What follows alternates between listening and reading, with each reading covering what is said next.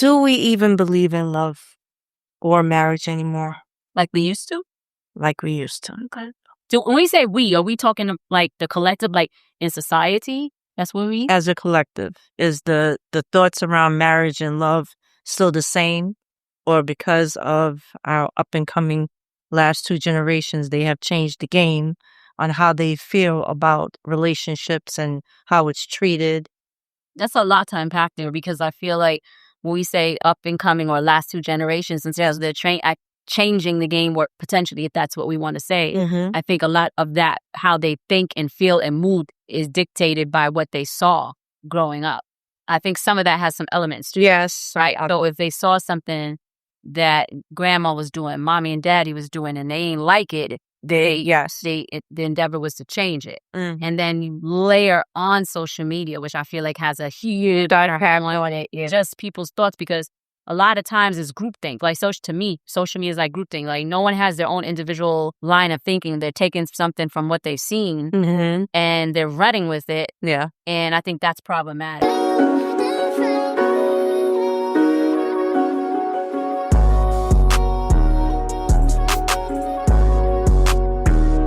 Welcome to another episode of Not Your Average Aunties podcast. I am Joe. I'm Key. And I am Jay, and we like to keep it real And relatable. while sharing our opinions. And experiences. And feelings. How's everybody doing? Hanging in there. Bueno, bueno, bueno. Last quarter of the year. Yeah. Getting it together. It's all good. It's all good. It was a full year. Didn't it just so bad? Yeah. You blink and it's like, damn, October said. I feel like we've been saying that for the last how many years? How fast a year go by? I've always felt like that. After April, when my birthday passed, the rest of the year just zooms by. Yeah. I'm I'm just mad the freaking gotta put goddamn heat on, man. That's some bullshit. I ain't turned mine on yet. I haven't turned it on yet. I'm like, get your ass in them covers. It's sweatpants. I be cold. A jacket or a sweater ain't trying to be cold. I mean, the rule of thumb is after October 15th? Or temperatures drop below a certain day. So we had some freaking below 50s. So I keep it there. It throws on my couch, and I'll walk around here with some pants if I need to. But other than that, Oh, that's crazy, because even it has to be really cold. Like, I'm still in the house, and it's no heat on. I'm still walking around shorts. Oh, hell no. You must be hot. turn this off. You must still be going through the whatever. No. I just turned my fan off. What? Even 2 weeks ago. Mm-mm. No, I was running mine in the bedroom a couple of times. Like, oh, you know, yeah, cold. Go ahead. Listen, here's the thing. I don't like AC, and I don't like to be cold. Like, I don't like to be cold. Like, I don't even like air conditioning. So I feel you. What are you talking about today, Joe? Do we even believe in love or marriage anymore Like we used to? like we used to? Okay. So when we say we, are we talking like the collective, like in society? That's what we. As a collective, is the thoughts around marriage and love still the same? Or because of our up and coming last two generations, they have changed the game on how they feel about relationships and how it's treated? That's a lot to unpack there, because I feel like when we say up and coming or last two generations, instead of they're changing the game, or potentially, if that's what we want to say, Mm-hmm. I think a lot of that, how they think and feel and move, is dictated by what they saw growing up. I think some of that has some elements to it, Yes. right? So if they saw something that grandma was doing, mommy and daddy was doing, and they ain't like it, the endeavor was to change it. Mm. And then you layer on social media, which I feel like has a huge family on it. It's just people's thoughts, because a lot of times it's groupthink. Like, to me, social media is like groupthink. Like, no one has their own individual line of thinking. They're taking something from what they've seen Mm-hmm. and they're running with it. Yeah. And I think that's problematic. when I was thinking about this topic, I was looking at it from several angles, right? So one is like, do we believe in love, or do people or anyone believe in love the way that probably even we believed in love back then, or just how people define love back then versus how they define it now? But I also thought about it in a way of how people are dating, what their intentions are behind either dating the person that they're dating or being with the person that they're with. So to me, I think love has taken on a different meaning when you put in the the intention behind the dating piece of it. So what is your true intention of dating or getting into this relationship? What I'm starting to see is people are dating not just for love, but other reasons, financial reasons, cohabitation reasons. Like, is some of the drivers behind. So to me, that begs the question: is there true love there or not? And you say that today because I would have thought older generations were dating, like, so being with someone for security and financial. I think they stayed for that. I think they probably stayed in situations for that longer than people do today. Because I thought today is more of a choice. And I think they're choosing that. Interesting. What about you? That's interesting. My thoughts on relationships growing up was getting married, the white picket fence, having the husband in the house and the kids. I did believe in the woman having a career versus being the stay-at-home mom. But for the most part, I believed in the unity of, and I still do, I still have that strong opinion about what marriage is supposed to be like. It seems like now it's more of people being treated like baseball cards. Nobody's really sticking around to make it work. The minute there's some type of element that makes them feel this is not working, it's immediate divorce or it's immediate separation. Nobody wants to work at the relationship. I think, well, I can look at that two ways. I can look at it for people who throw their hands up very quickly. Did they really put in the effort? Should they have even been together to begin with? But then if they are, did they actually put in the effort? And then for people who actually do wind up staying, are they staying longer than they should have? Yes. So yeah, I would venture to say that historically, when I think about society, not just my beliefs. These are not my beliefs. I'm just thinking the overall society. I think love and marriage used to be seen as the ultimate life goal. Now I think many people prioritize independence, their wants and needs, not having the ability to compromise careers or not having the ability to compromise goes hand in hand with that personal happiness first. Me. I think I've said that in another episode. A lot of the issues in my view, with relationships is me. Why should I have to? What me? And it's sometimes I think that has a lot to do with social media and that group thing. Because if you see a lot of people, like even if it's women saying, a lot of the girls like, he sends me a text and this is all on social media. And he sends me a text and it's like, good morning, love. And it's like, okay. And I'm just like, why is that a thing? Okay, so he says the morning love, you say something back, and now I get it if he's not following up with something, if it's all fluff. But if he's actually following up with something, why are we making things out to be bigger than what they need to be? So what it is, too much of that. So there's the issue because he just said good morning, love. Yeah. Good morning, love, and it feel like he's following up with lack of substance. Okay. So sometimes women put too much on social media because a lot of the time there are men that send texts and it's just nothing behind it, right? It's very much fluff and there's no action. I get that, but some women will take that and freaking run with it. So now they see that, and then when their person, someone that they're dating, does something in the same vein, they automatically project that it's going to go down in what they saw on social media, and that's not necessarily the case. Or they don't even get to the point where it could be. They're being dismissive. So it's just like, what is going on here? Yeah. So I feel like that comes down to that personal me. What? And then for the flip side, for the men, same thing we could use with the who's paying what kind of meal, where you taking it to, and all that nonsense. And it's like, it's too much. It's too much. I think if people laid off social media, you might have more relationships that are a little bit more healthier. And it could get to that point. Yeah. Right now, they ain't even giving a shot. No, because if you have that me, it goes back to what Joe was saying, that people are too quick to throw their hands up because they're coming in with it's all about me. When I'm getting into this relationship, and they have to come up to my standards. Are you coming up to their standards? Like, are y'all talking about what y'all standards are to even determine whether should you even be together or not in the first place? Like, I think those conversations need to happen more often than they are. I think people go in with a set of expectations, and then when those expectations are not being met, they're like, oh, move on to the next. But what kind of expectations are you referring to? Whatever your expectation may be, you can be the person that like, listen, I need this dude to wine and dine me. I'm not cooking. We need to go out to a restaurant kind of expectation. He ain't doing that. Let me go find a dude that could do that. he comes with the expectation of, I want her to be cooking the meals for me every night or whatever. And she's not, let me go find the next one. Let me just find a person that's going to do those. If you haven't had those kind of conversations, and that's just one little thing to me, it's a little bit trivial, but that's just one example. There's many things that people have on their checklist of what they're looking for in a relationship that's either not being communicated, or they're not trying to see this person for who they really are. They're just going off of this freaking checklist. Because I think there's more to people than a checklist. But I think you hit on the head. A lot of people have this, men and female, checklist. She got to have this, this, this, that. He got to have this, this, this, this. And what's in between? Because sometimes, you may not even find the person that has all those things, but they might be your person. You may have 10 things. They may have 7 or 8. They might be your person. And of those 7 and 8, they will rise to the occasion because they like you enough to do it.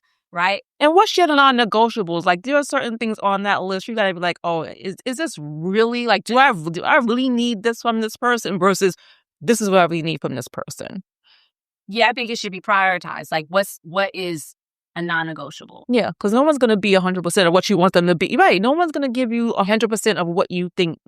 And sometimes, do you even really think you need all those things? And is it your checklist or is it somebody else's checklist?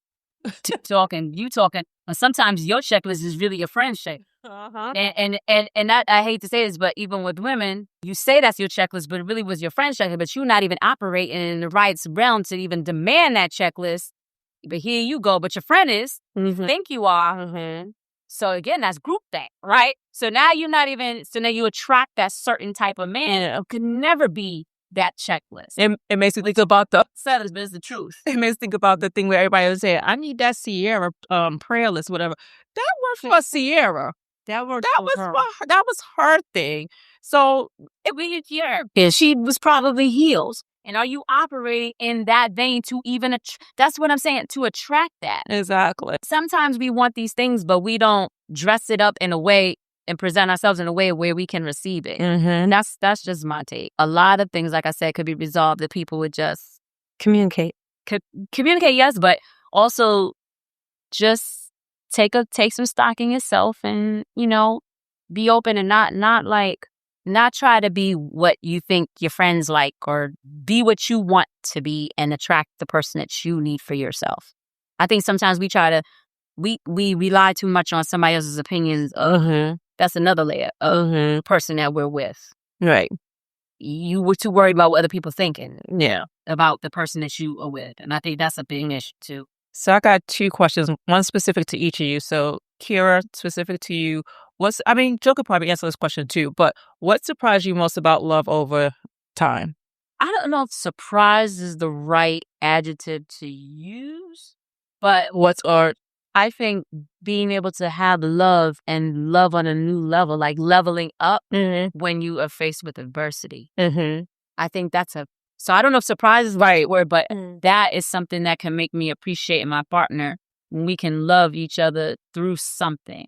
Surprise, evolved. Yeah, so it's like you can find a new way to love the person because you've gone through stuff, or just even you evolved. Yeah, I would use that word versus surprise. Yeah. And you're learning to love that new version of that person. Yeah. I think that would be my answer. So, Joe, for you, I know you're not freshly new into dating, but since you have been back on the dating scene more, I guess within the last, is it a year or so? 2 years. Yep. 2 years? Okay. When you started to date again, did you change how you define love or connection when you started to? I guess yes, because I realized that communication is a big component, and I was trying to find different ways of being more effective in my communication. So that's been a big thing for me. So if you're able to deal with someone and be able to communicate and talk things out to, I guess, learn your partner, for you guys to come out of something and elevate and move on to another level. Right. Yes. Okay. Communication is, as I said, I've been working on. So that's a big component for me right now. Yeah. That's very important. Super share. some of the things that I read about, and we've seen this, like people dating for meals, right? Mm-hmm. They're dating or they're going out on a date just to get a meal. Yeah, no, that sucks. Which is horrible, right? So we have seen these things. Other things has been a cohabitation to share expenses. We've seen that too, where I've even talked to people that said we in an understanding in an agreement of our relationship as we are doing financially better together than apart. Which is, I mean, to each his own. to each his own. That works. If that's the type of arrangement that you want and it works for you, more kudos to you. Yeah, I don't know. But see, that's where the difference is at. So is that how you felt when you first got together with your husband? Versus how your views on that is now? Those are not my views. These are views that... No, my question is, okay, the answer is, do we believe in love and relationship the way we used to back in the day? Oh, How yeah. does it evolve now? So her statement, did she have that same feeling when she first started out 30 plus years ago about love? Because that's how long you've been with your husband. So you're asking me to answer this question. Yeah, based on what you just, but her question, what she just asked, and your response, I'm asking, is that how you felt back then as well? Versus, is this your opinion now? Or is that how you've always felt from the beginning? I'm a little confused because she made a statement about the dating things. thing. I was trying to cohabitation. Right. Yeah, that was more of a statement. It wasn't a question. So that I don't, that statement that she made, I don't agree with it. That has nothing to do with me. So I'm a little confused on your question. I just want to get clarity. Which one are you asking me to answer this question? Do we believe in love like we used to, or I just need to? But that's the premise of this episode right now, or our discussion. So she made a statement saying about cohabitation, and that's the reasoning behind some of relationships where living together financially works better for them than to be apart. Whoever that is. Yes, and you didn't agree with that. No, I believe, so I'm not sticking around with somebody just for financial reasons. Mm-hmm. So no, I don't agree with it. So is that how you always? That's what well, I don't need, like, I'm very independent in that way, right? So what I always believe, this is my belief, I bring something to the table, you bring some, so financially we both bring it together. Okay. I never want to ever be beholden to any man that's going to have some financial stuff over me, because with that comes control, or you have to operate in a certain way. I don't have that type of energy, right? So I can operate in my feminine energy and I can operate in my masculine, and I'm good with that. Now that I'm using those terms, because those are like the new terms to say, yeah, and this is just the way I was raised. So I always was one. I mean, you heard me say in multiple episodes, I like to get out and get my money, right? Because to me, it's a sense of freedom, independent of whatever relationship, your work relationship, right? Man, together, I ain't with that. And just to clarify, it's not that one person is more financially dependent on the other person. Mm-hmm. These two people probably are making good money independently, but they're finding themselves living a so-called better financial life or having a certain lifestyle because they're not paying for these expenses all on their own. I only emphasize that because how some of us was raised, it was usually a woman being the housewife. Yeah. So she had to be dependent on whoever she got with it. I don't subscribe to that. I don't want my kids doing. I don't want that. And I don't mind housewife duties. I just like my freedom. Yeah. So that. And granted, there are some women who are housewives and still have their financial freedom, or they still have their independence. But there are some who don't, who are sort of like, I never forget years ago that, I forget if they called. I just want to call my husband. I was admin at the time. Call my husband because I need to. I'm surprised that you're sharing this information with me. I need to let him know that I'm going to spend X amount of dollars. No, I have a friend like that. Okay. But that's their thing. That's their thing. Yeah. No, and I don't never want to project my situation, where I think and myself, I'm not projecting out on there. That's something that works for the house. So that's all. Yeah. That's just not, I don't feel that I feel like I've said this before. Yeah. I don't feel like I have to call my husband and consult him on low ticket items. Right. big ticket items, we talk about us. Yeah, those ticket items, I don't feel. But everybody's different. So that's cool. You know what I mean? That's cool. And that's where the change is. Some people, if you believe in love and marriage, the old way was you got married and the husband took care of you. New way is it's a combination of both partners. Maybe. Depends. I think it's nuanced. It depends on people. In time and in errors, at the time, yeah. So I mean, and if you think about it, although the man was outside working, the paycheck came home to the wife because the wife was overseeing the house. Yes. She was the manager of the house, right? So that paycheck came to her, and he technically was getting the allowance. That's how it was way back in the day, for sure. Do you think our parents and grandparents actually loved each other more, or did they just tolerate? I think they tolerated. My grandparents, I felt like my grandparents and my great grandparents, I felt like they truly love each other. You seen I love that. the agreements, disagreements. You seen how they got through those kinds of things because you have to love somebody to stick those things out, right? So if you don't stick those things out, I won't say she didn't love them, but if you stick those things out and you work through them and you still will sit there and hold each other's hands and you still go on your dates and you still do, I think they truly love each other. I believe they loved each other in the very beginning. As time went on, they started to hate each other, but because they stuck it out and was able to tolerate each other, that brought them to a new level of love. A different kind of appreciation, yes. A different kind of level. I tell them. Yeah, I think you hear people say like, "Man, I'm gonna go for a different model of her, or I'm gonna go deal with somebody who's the same way as him or her." It's like, I think they figure out how to love each other differently. Yes. Is with all the focus on self-love today, are people forgetting how to love someone else? It could be, and I think that comes from those me type of people. Because if you're gonna be all you and you don't have no capacity to love somebody else because you have to love somebody differently than how you love yourself. So yeah, I think so. But you can't. How can you love someone else if you don't love you? Not saying don't love you. We're saying love you, but make sure you have enough room to love somebody else. Otherwise, just stay by your damn self. Correct. For our viewers, we talked about different intentions of dating. Have any of you ever gone on a date just for a meal? Would you move in You could drop it anonymously with someone just to split the rent, even if the relationship is developing? Hey, listen, things can build. You can start out that way and things could turn. So, no. So let us know, like, what is your thought about love? How do you feel about it today? And do you believe in it? I believe in love. I'm a romantic at heart, always and forever. I'm a lover girl, for sure. I just have 2 quick fun facts. Let's go for it. A marriage dropped 72% of adults who were married in 1960, and now it's at 50%. And love online, 1 in 3 marriages started online.